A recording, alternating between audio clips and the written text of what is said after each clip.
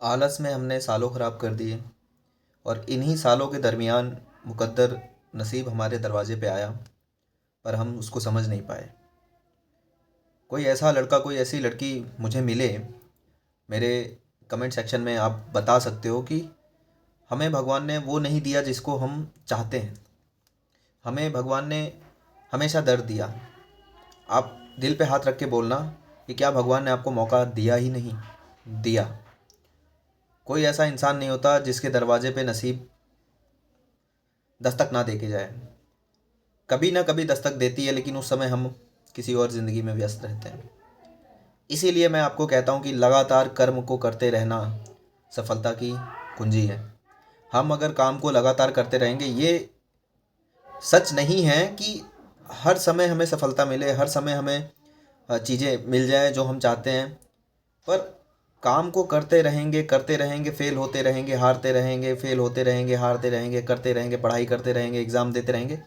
Suddenly एक समय ऐसा आएगा जब हमारे लिए दरवाजे खुल जाएंगे, और जब दरवाजे खुलेंगे तो हमें जो चाहिए वो मिल जाएगा।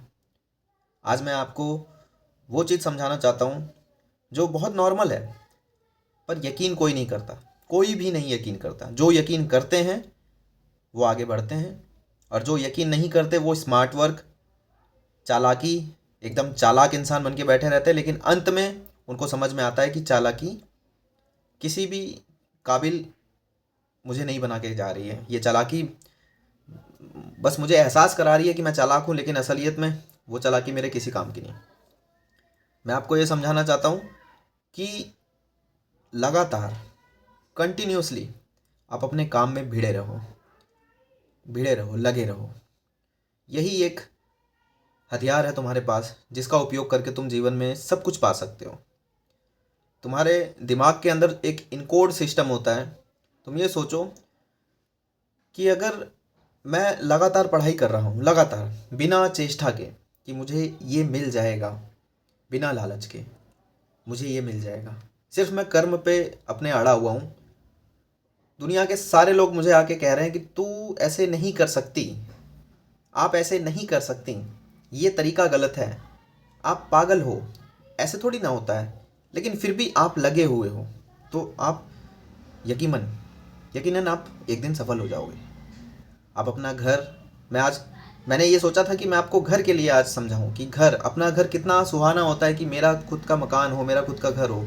जिनके खुद पास खुद के मकान नहीं है वो मेरी इस वीडियो से रिलेट कर सकते हैं अपने आप को, कि हमें महीने के अंत में किराया देना पड़ता है, भाड़ा देना पड़ता है। सोचो अगर हमारा खुद का मकान हो तो हमें मकान मालिक की सुननी नहीं पड़ेगी। हम भी गर्व से कहेंगे कि ये मेरा घर है। उस घर को पाने के लिए पढ़ना पड़ेगा, लगातार, शिद्दत से। और कैसे पढ़ना है, क्यों पढ़ना है, ये चालाकी मत लगाना। ठीक, मैंने वीडियो की शुरुआत में समझाया है कि भगवान देता है। अब वो किस समय आपके लिए दरवाजे खुलेंगे, कौन सा दिन होगा, कौन सा समय होगा, उसका इंतज़ार मत करो, वो समय आएगा। तुम्हें, अगर तुम सच्चे हो, तुम कर्मठ हो, मेहनती हो, तो तुम्हें कोई हरा नहीं सकता। दुश्मन हजारों होंगे भले तुम्हारे, अगर तुम सच का साथ देते हो, सच के साथ रहते हो, सीधे साधे हो, अपने काम में लगे रहते हो, तो दुश्मन तुम्हारे हजार बनेंगे। पर तुम्हें घबराना नहीं है, तुम्हें कोई पीछे नहीं कर सकता। तुम अपने काम पे लगे रहना, अपने काम पे लगे रहना। ज़्यादा चालाक बनने की कोशिश नहीं करना। चालाक इंसान बहुत गंभीर चोट खाता है। आज की दुनिया में हमें चालाक बनाने की होड़ लगी हुई है। चालाक बनिए, स्मार्ट वर्क कीजिए, दुनिया से अलग रहिए, लोगों से अलग सोचिए, अलग थिंकिंग रखिए। मतलब एक अलग तरीके का बिहेवियर हमारे अंदर डाला गया है। हम भी यही सोचते हैं कि हज़ारों की भीड़ में हमें अलग होना पड़ेगा, सबसे अलग सोचना पड़ेगा। बट अगर सही मायने में मैं तुम्हें समझाऊँ, उन्हीं हज़ारों की भीड़ में जो वो कर रहे हैं, तुम्हें भी वही करना है उनसे आगे निकलने के लिए, और लगातार करना है। यही हथियार है। क्योंकि वो जो हज़ारों, वो जो लाखों, वो जो करोड़ों की भीड़ है ना, वो लगातार नहीं कर सकते। ये जो लगातार शब्द है ना, कंसिस्टेंसी वाला शब्द है, बारंबारता, फ्रीक्वेंसी वाला शब्द है, ये कोई अपना नहीं सकता। वही अपना सकता है जो जिद्दी होगा, जो अंदर से बहुत चोट खाया होगा। तुम अगर बहुत चोट खा रहे हो अपने जीवन में और सहे जा रहे हो तो तुमसे बेहतरीन इंसान कोई बन नहीं सकता। तुम्हें कम मेहनत में हो सकता है सफलता तुम्हें मिल जाए, कम मेहनत में तुम्हें बहुत सारा धन मिल जाए, कम मेहनत में तुम्हें नौकरी मिल जाए, लेकिन आगे जीवन कैसा चलेगा? कैसा चलेगा? सोचो। हमें जीवन वो चाहिए कि मैं बहुत मेहनत करूं, बहुत, और जितनी मेहनत मैंने करी है उतना फल मुझे मिल जाए बस। जीवन बहुत अच्छा चलेगा, ना कोई बीमारी होगी, ना कोई टेंशन होगा, ना कोई कलेश होगा, अच्छा जीवन चलेगा। और वही जीवन सबसे अच्छा होता है, सबसे अच्छा। लेकिन अगर कम मेहनत में मुझे सफलता मिल जाए तो मैं गलत डायरेक्शन पे चला जाऊंगा, गलत डायरेक्शन पे, क्योंकि मुझे उसकी अहमियत नहीं पता चलेगी, बिल्कुल नहीं पता चलेगी। इसलिए मेहनत से डरो मत, घबराओ मत। आलस में समय खराब हुआ, कोई बात नहीं, वो भी तुम्हारे लिए मेहनत ही थी। आज भी अगर शुरू करते हो तो तुम लेट नहीं हुए हो। सिर्फ याद रखना कि लगातार मुझे करना है काम, लगातार, कोई एक दिन भी स्किप नहीं करना है। पढ़ाई, मेहनत, सफलता पाने का काम, ये एक अभियान है, ये एक कोर्स है। मैं तुम्हें जानकारी के लिए बताता हूँ। ट्यूबरकुलोसिस, जिसको हम आम भाषा में टीबी बोलते हैं, जब भी किसी भी व्यक्ति को टीबी होता है तो उसका इलाज होता है, दवाइयाँ दी जाती हैं, टीबी का इलाज है। मैंने उस चीज़ को करीब से समझा कि उस चीज़ से वो क्या है। अगर आपके परिवार में, आपके समाज में किसी को हुआ होगा तो आप ज़रूर समझोगे कि उसका इलाज जब होता है ना तो उसमें लगातार हमको प्रतिदिन गोली खानी पड़ती है, प्रतिदिन, 6 महीने, 3 महीने, 8 महीने, 12 महीने, वट जितने का भी वो कोर्स होता है, जितने दिन का भी होता है, हमें वो लगातार खाना पड़ता है। सोचो, अगर वो 6 महीने का कोर्स है, 6 महीने का, यानी कि 180 डेज का, तो हमें प्रतिदिन गोली खानी पड़ती है। 2-3 गोली याद नहीं मुझे, लेकिन खानी पड़ती है। और अगर हमने उस 180 दिन के बीच में, मान लो 150 डेज लगातार मैंने खा लिया। वैसे लगातार काम करना आसान नहीं है, गोली भी खाना एक छोटी सी चीज़ है, स्किप हो सकता है, बहुत सारे लोगों के साथ हो जाता है स्किप। अगर मैंने 150वें दिन स्किप कर दिया और मैंने किसी को कुछ नहीं बताया, डॉक्टर को भी नहीं बताया, हाँ जी मैंने खाया था, तो वो बीमारी मुझे छोड़ के नहीं जाएगी। मुझे फिर से डे 1 से 180 डेज तक फिर से दवाई खानी पड़ेगी। उसी तरीके से ये मेहनत भी होता है, ये पढ़ाई भी होती है। जब हम लगातार लगातार लोगों की नज़र में, इंटेलिजेंट पर्सन की नज़र में, जो तुम्हारे क्षेत्र में बहुत तेज होगा, बहुत चालाक होगा, जो सेलेक्टेड होगा, जो अमीर होगा, जिसके पास सब कुछ होगा, जो तुम्हें चाहिए वो ऑलरेडी किसी के पास होगा, उसकी नज़र में तुम बहुत धीरे चल रहे होगे। वो तुम्हारी बेइज्जती भी करेगा, अबे ऐसे थोड़ी ना होता है, अबे इतने स्लो मोशन में कहाँ तेरा सिलेक्शन हो, कहाँ तू गरीबी से निकलेगा। लेकिन तुम याद रखना, जब लगातार तुम 180 डेज लगातार थोड़ा थोड़ा थोड़ा थोड़ा थोड़ा थोड़ा, बिना स्किप किए, बिना किसी की शादी में गए, बिना किसी के हैप्पी बर्थडे में गए, बिना किसी टेंशन में हुए, अपने काम पे लगे हो सकता है सुबह सुबह उठते ही तुम्हारे पिताजी ने तुम्हें 2 चांटे दिए हों, नालायक, बोझ, बेरोजगार, इतना पढ़ाया, इतना पैसे लगाए, क्या कर रहा है तू। लेकिन तुम उस दिन भी अपने डेली रूटीन पे हो, उठे, नहाए, वर्जिश किए, पढ़ाई में लग गए, मॉक टेस्ट लगा दिए, 100 सवाल मैथ के लगा दिए, 100 सवाल रीजनिंग के लगा दिए, लगे हुए हो।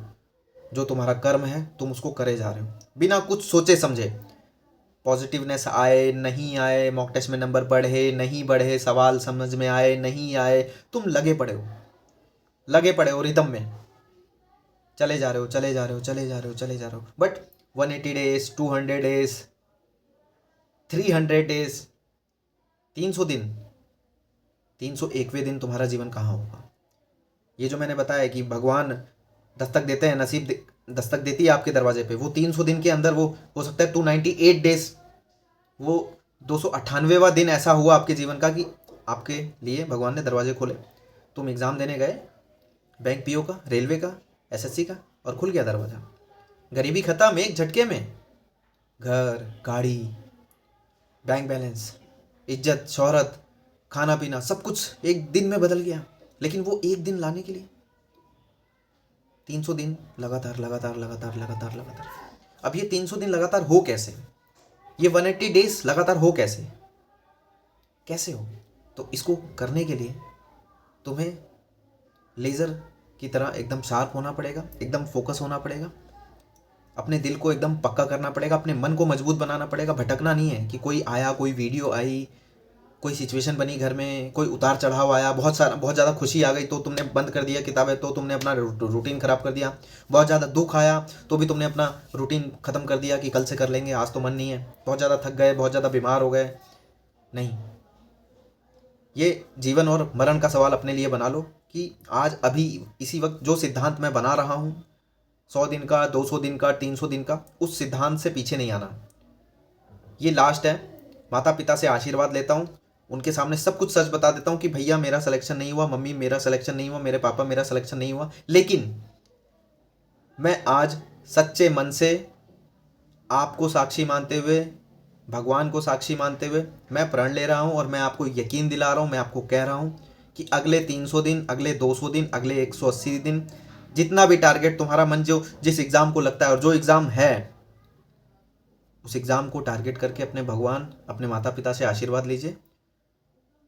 और आशीर्वाद लेते वक्त अपने मन में ये भी कहना कि कोई फालतू के काम नहीं करूँगा, मैं सिर्फ पढ़ूंगा और मैं आपको रिजल्ट लाके दिखाऊंगी, रिजल्ट लाके दिखाऊंगा। मेरे पापा, मेरी मम्मी, मुझे आशीर्वाद दीजिए बस। भले तुम्हारे पापा, तुम्हारी मम्मी तुम्हारे सिचुएशन समझें या ना समझें, वो बहुत गरीब तबके के हों, मानता हूँ कि वो ऑटो रिक्शा चलाते होंगे या वो शराब पीते होंगे, उनको कुछ लेना देना नहीं है, वो हमेशा उखड़े हुए रहते हैं, हमेशा आपको गाली गलौज करते हैं, पिटाई लगाते हैं, लेकिन तुम्हें फिर भी उनको भगवान मान के ये बोलना है। और अगर तुम्हारे माता पिता पढ़े लिखे हैं तो वो तो समझेंगे, समझे या ना समझे, तुम्हें सिर्फ उनको बोलना है। ये तुम्हारा पहला पड़ाव है, ये तुम्हारे शक्ति का, तुम्हारे कर्म का पहला पड़ाव है। इसको करने के बाद तुम्हें अपने काम पे आना है। ये करने के लिए इसलिए बोल रहा हूँ कि तुम टस से मस नहीं होगे।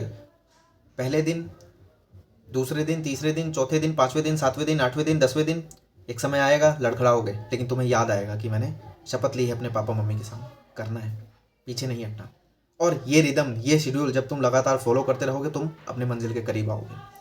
तुम्हारा घर, तुम्हारी गाड़ी, सब इंतज़ार कर रहा है, सब के सब इसी यूनिवर्स में है।